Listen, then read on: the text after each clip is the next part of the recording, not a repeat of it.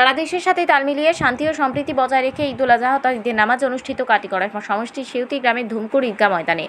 উক্ত ঈদগাতে ঈদের নামাজের অনুষ্ঠানে উপস্থিত ছিলেন অসংখ্য ইসলাম ধর্মপ্রাণ মুসল্লিরা।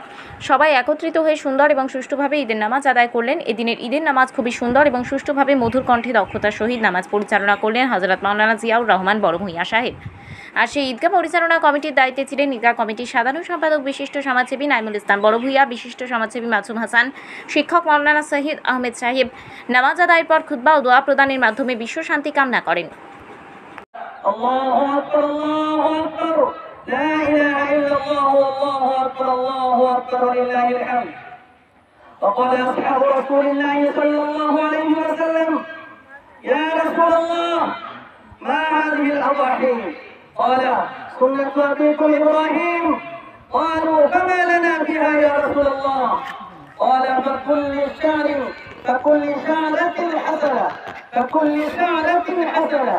وقالوا: لا. وقالوا: الصوف يا رسول الله.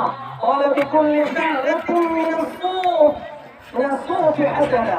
الله أكبر، الله أكبر، لا إله إلا الله، الله أكبر، الله أكبر، لله الحمد. السلام عليكم ورحمة الله وبركاته. ঈদ মুবারক।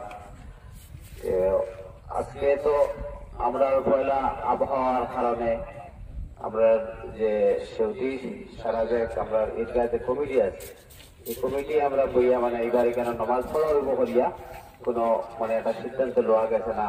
এর কয়েকদিন আগে আবহাওয়ার অবস্থা খুব খারাপ আসলো। কালকে মানে জুম্মার সময় একটা আলোচনা হয়েছে যে জুম্মার পরে ফাইনাল হয়েছে, মানে নেটকে দেখে হয়েছে যে সকাল পর্যন্ত আমরা এই এলাকার মেঘ নাই। ও হিসাবে আমরা কমিটির যারা আসতে আর কি মানে হামসায় যারা দায়িত্ব তার লোকের যোগাযোগ করা হয়েছে। যোগাযোগ করিয়া সারা পয়সা ঠিক আছে, আচ্ছা টাইম বাবু 7টা রাখিয়া দিলাইবা। আর আমরা